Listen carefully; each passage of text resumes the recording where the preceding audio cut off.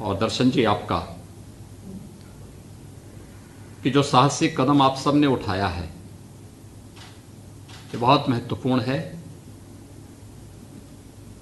और आप मान करके चलिए कि निवेश का सबसे अच्छा डेस्टिनेशन उत्तर प्रदेश और हमारा जो एनसीआर का रीजन है इसमें भी अगर आप देखेंगे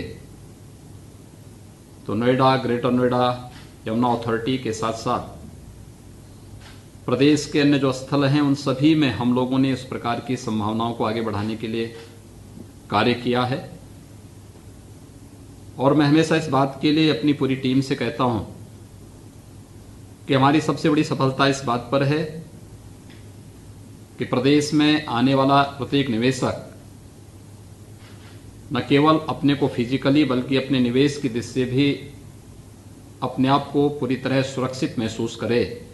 इस प्रकार का एक वातावरण हमें प्रदेश के अंदर स्थापित करना है। और मैं विश्वास के साथ आज कह सकता हूं कि हमारी इस टीम ने इस प्रकार का वातावरण बनाने का पूरा प्रयास किया है। और आज उसी का परिणाम है कि जब भारत सरकार ने 2019 में बिजनेस रिफॉर्म एक्शन प्लान के तहत उद्योग संवर्धन और आंतरिक व्यापार विभाग द्वारा जो 187 सुधारों में से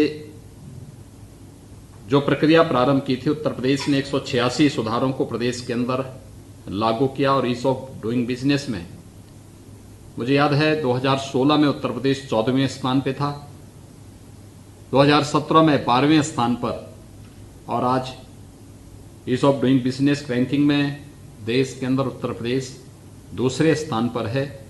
और मुझे लगता है कि आने वाले समय में जिस प्रकार के कार्यक्रम प्रदेश ने अपनाए हैं ये रैंकिंग और भी अच्छी प्रदेश की होगी। वास्तव में भारत की इकोनॉमी को 5 ट्रिलियन US डॉलर की इकोनॉमी बनाने की दिशा में जो प्रयास होने हैं और आदरणीय प्रधानमंत्री जी ने जो एक लक्ष्य पूरे देश के सामने रखा है ये केवल भारत सरकार की जिम्मेदारी नहीं है। सभी राज्य सरकारें मिलकर के सभी निवेशक और उद्योगपति और अर्थ क्षेत्र के जुड़े हुए सभी विशेषज्ञ जब मिलकर के इस अभियान के साथ जुड़ेंगे तो एक समय सीमा के अंदर 5 ट्रिलियन US डॉलर की इकोनॉमी भारत को बनने में देर नहीं लगेगी। एक अच्छी दिशा में ये सारे प्रयास प्रारंभ हुए हैं और ये हमारे लिए बहुत महत्वपूर्ण है। मैं खासतौर पर इसलिए भी हीरानंदानी ग्रुप का धन्यवाद करता हूं। मैं पिछले 2 वर्षों से अपनी इस पूरी टीम के साथ पीछे पड़ा था कि प्रदेश के अंदर डाटा सेंटर की स्थापना की दिशा में कार्यक्रम आगे बढ़ने चाहिए। बीच में हम अन्य कार्यक्रमों में व्यस्त हो गए। पिछले 8-9 महीनों से कोविड मैनेजमेंट में ही हम लोग व्यस्तता के नाते इस कार्यक्रम को, लेकिन मैंने अभी जुलाई मास में भी इसका प्रेजेंटेशन स्वयं अपने सामने देखा था और मैंने इस बारे में कहा था कि भारत सरकार की पॉलिसी जब आएगी तब आएगी, लेकिन स्टेट की अपनी पॉलिसी होनी चाहिए और जितनी जल्दी हो सके हमें अपनी पॉलिसी लॉन्च करनी चाहिए। और इससे पहले कि पब्लिक डोमेन में हमारी पॉलिसी आए उससे पहले ही आपने निवेश का निर्णय लिया और ग्रेटर नोएडा में लिया है। मैं सबसे पहले हृदय से डॉक्टर निरंजन जी आपको, दर्शन जी आपको और आपकी पूरी टीम को प्रदेश की जनता की ओर से हृदय से धन्यवाद देता हूं, क्योंकि ये भविष्य के विकास की आधारशिला है और डाटा के महत्व को जीवन के प्रत्येक क्षेत्र में हम उसके महत्व को समझ सकते हैं। आपने जो विश्वास उत्तर प्रदेश के अंदर किया है, मैं मानता हूं कि यह विश्वास आपके लिए निरंतर इसी प्रकार से पग पग पर आपका सहयोगी बनकर के आगे बढ़ेगा। कहीं भी आपको किसी भी स्तर पर कोई समस्या होती है तो हमारी पूरी टीम आपके साथ हमेशा खड़ी रहेगी।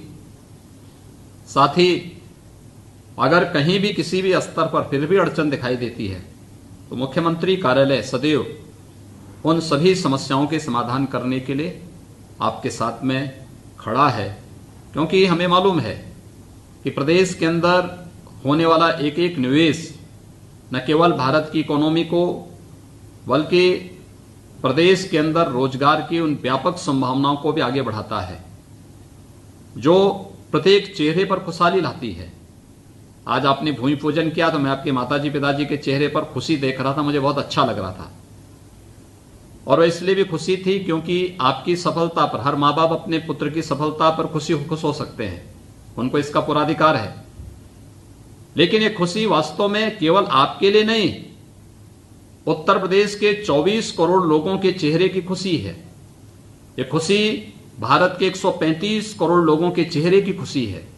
और उस खुशी को मैं स्वयं महसूस कर सकता हूं जब भूमि पूजन का कार्यक्रम और मंत्रोच्चार के साथ एक कार्यक्रम वहां पे संपन्न हो रहा था, तो स्वाभाविक रूप से हम लोग फिजिकली वहां उपस्थित होना चाहते थे, लेकिन कार्यक्रम बहुत शीघ्रता के साथ आयोजित हुआ।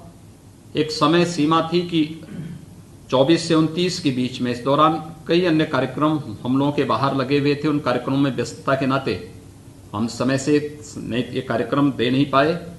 लेकिन कोविड-19 का प्रोटोकॉल नहीं होता तो मैं स्वयं भी, हमारे डिप्टी सीएम भी, हमारे औद्योगिक विकास के मंत्री तो अभी हाल ही में विगत सप्ताह नोएडा में ही थे।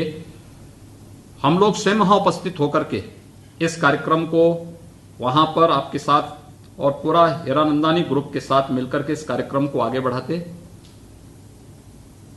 जो ग्रुप ने तय किया है निवेश के लिए ग्रेटर नोएडा में, आप बेहिचक अपने इस कार्यक्रम को आगे लेकर के चलें।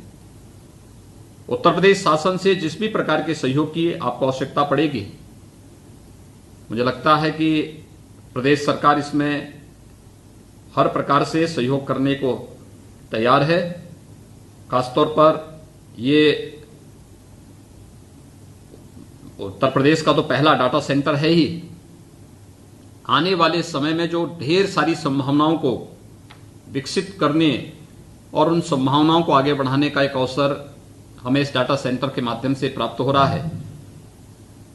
और उसमें जो निवेश के बारे में आपने फर्स्ट फेज के बाद सेकंड, थर्ड और फोर्थ फेज में इसके बारे में जो भी अन्य निवेश के और इसके एक्सपेंशन के बारे में जो अपनी कार्य योजना हम सबके सामने रखी है, मुझे विश्वास है कि यह आने वाले समय में उत्तर भारत का और फिर भारत का सबसे बड़ा डाटा सेंटर के रूप में विकसित होकर के विकास की उन सभी संभावनाओं को पंख लगाने का काम करेगा जो उत्तर प्रदेश की जनता की भावनाएं वर्षों से थी। प्रदेश में हम लोगों ने निवेश की उन ढेर सारी संभावनाओं को आगे बढ़ाया है और इसके लिए हम लोगों ने सेक्टोरियल पॉलिसीज के माध्यम से लगभग 22 अलग अलग सेक्टर की पॉलिसीज पहले से ही हम लोगों की प्रदेश के अंदर हैं। हमारे पास प्रदेश के अंदर लगभग 25,000 एकड़ का लैंड बैंक पहले से मौजूद है। प्रदेश के अंदर इन सभी क्षेत्रों में निवेश की इन संभावनाओं को जहां हम आगे बढ़ा रहे हैं, वहीं प्रदेश का जो निवेश मित्र पोर्टल है सिंगल विंडो सिस्टम का, ये अपने आप में एक यूनिक है। और इन सभी किसी भी निवेशक की समस्या का समाधान करने का सिंगल विंडो का जो एक कॉन्सेप्ट है उसको आप इसके माध्यम से देख सकते हैं। प्रदेश के अंदर हम लोग डिफेंस कॉरिडोर में भी व्यापक निवेश के इन कार्यक्रमों को आगे बढ़ा रहे हैं।